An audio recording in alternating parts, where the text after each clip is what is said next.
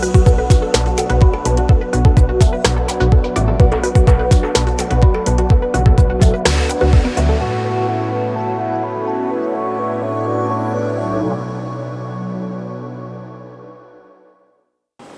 here at the 2023 American Humanist Association Conference, and this is Penn behind the camera and Sarah in front of the camera. And Sarah, if you'd like to introduce yourself.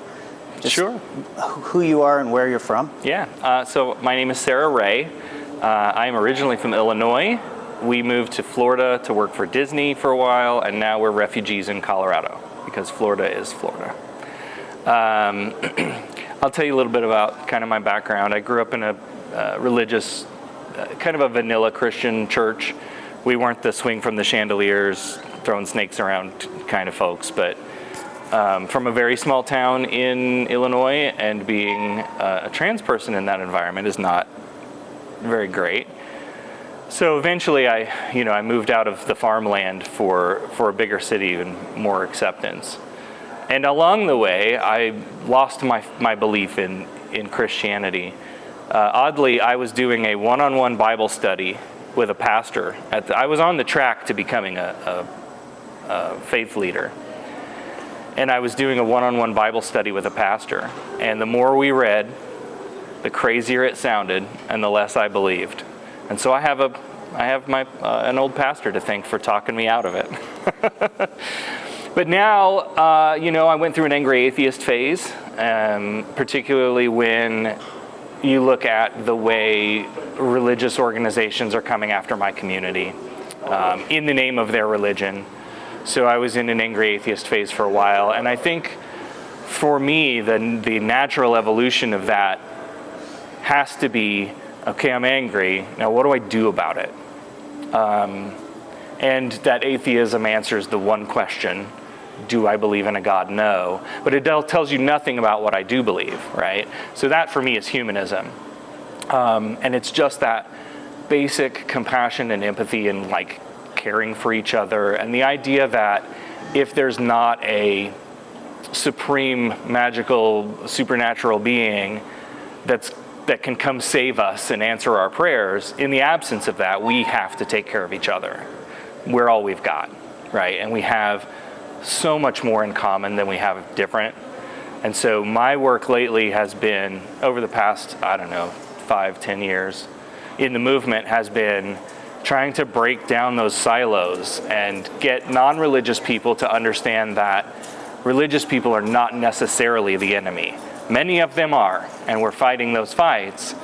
But, for the most part, your average family in the Midwest that goes to church on Sunday, they're not the ones that are lobbying to change our laws against trans people and that kind of stuff. So there's an opportunity for us to take the silos, break the walls down, work interfaith, work interdependently with people who have different beliefs than we have.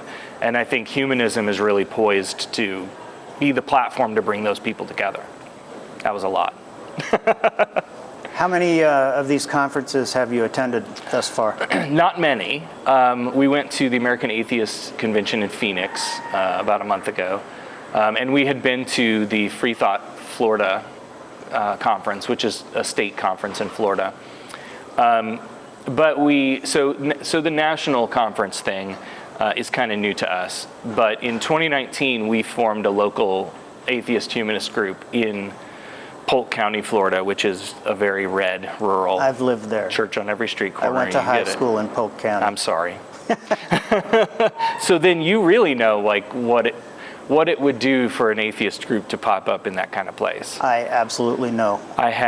If you Google my name, you'll find I did an invocation in one of these podunk Polk towns because the city commission has always had a Christian prayer at the beginning of its meetings because nobody's questioned it. And so I questioned it and I said, I know the law here, and I know that if you're going to allow one religion, you must allow all of us or not do it at all. And my preference would be don't do it at all. We go to work, we clock in, we get to work. We don't need to say a prayer first, right? So I would like my government to do the same.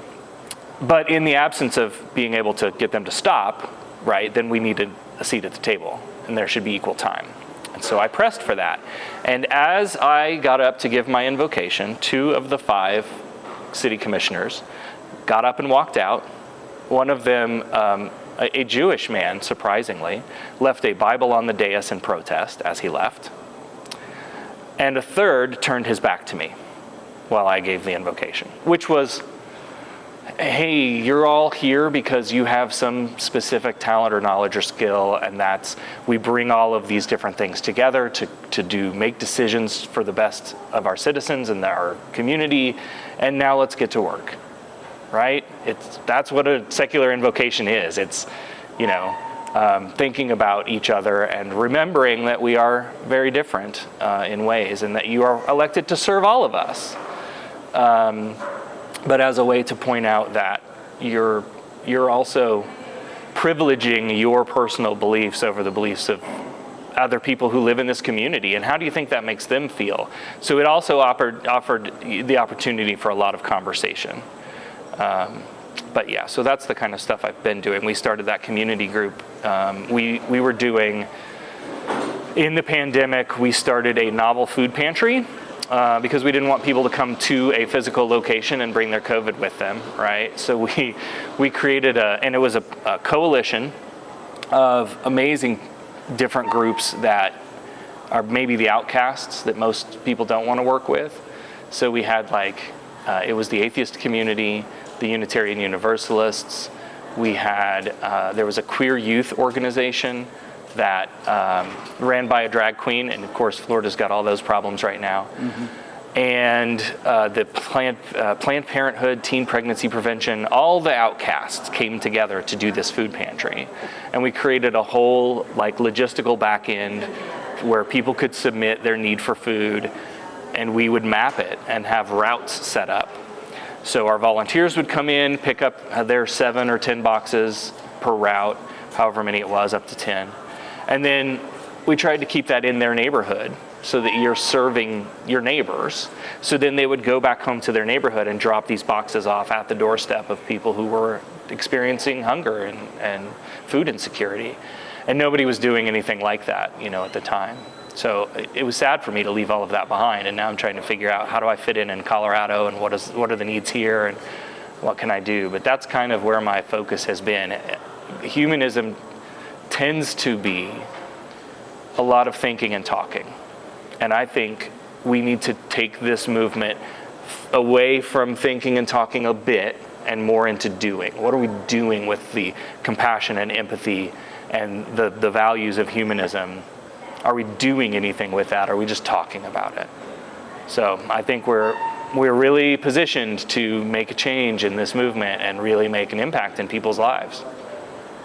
So my last question, and then I'll open it up for you to close, is Sarah, what's one important thing you learned from attending this event?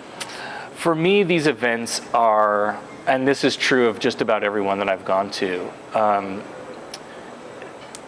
for some it might feel like we're here to pat ourselves on the back. It feels that way in some respects. But for me, the takeaway is I come here and I meet people who are different than me. This conference particularly has been very, very broad in congregational humanism, which is, and we were just talking in the hallway about how siloed all these different fragments have been and need to get out of, where my humanism is an individual thing. I see a need for community, but also I don't necessarily want to get together on Sunday mornings and sing songs and hear a speaker, and that feels like church to me. And so we recognize that a lot of people have a ton of religious trauma that comes with their religious experience. And so the congregational thing might not be your thing, but it is somebody's thing. And so we're trying to meet the needs of all of these different people. Now we need to work together, right? So we have your coffee talk, let's sit and talk philosophy group, and your stitch and bitch knitting nights, and your congregational humanism, and your atheist activists. And we just need to get together more. And that's what these events really do, is bring those all of those different people together, again, over the values that we share, that we have in common, and allow us to network and connect, and like, and then I leave energized. I leave like, yes, let's go do the things now. Let's go feed people. Let's figure out the housing problem. Let's do it. So for me, I'm not much to sit and listen to high intellectual talks, and I think that's a problem in the humanist movement that we have. It's very old and white and intellectual and male. And there's a whole body of everyday people who are just living out their humanist values, who don't have PhDs and don't write books and don't do all of that. And how do those people fit into what we're doing? And are we doing too much cerebral that it shuts out your everyday humanist? There's a lot of things to think about of like, how do we get people together? It's herding cats. I couldn't agree more. Yeah. Okay, final opportunity to weigh in on anything that is on your mind or that you would like to share with the audience I have. Sure. Well, of course, I have to appeal to the Star Trek fans in the audience. I am a host of the Humanist Trek podcast, and we went back to the original series of Star Trek, and we're doing a rewatch talking about the humanist values that were being told in sci-fi. Gene Roddenberry, the creator of Star Trek, was a card-carrying member of the American Humanist Association later in life. He won an award for humanism and arts from the AHA. And he talked about this a lot. He was very unapologetic about his atheism. And then when he came to humanism, that became the meat of the stories he was trying to tell. It was just trying to get us to think about all of these big moral questions and how do we approach them. And sometimes they got it right, and sometimes they're way off. And so it's kind of fun to go back and nitpick and look at that kind of stuff. So check out Humanist Trek if you're a podcast person, wherever you listen to podcasts.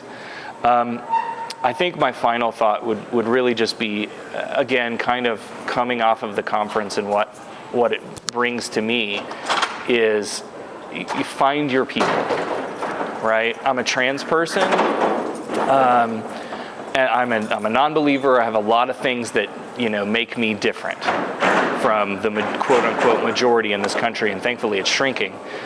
And so, it's super important for me to have found my community, to found my people, and know that I'm safe in these spaces, that I will be embraced and loved and valued and supported, and that allows me to then give that back.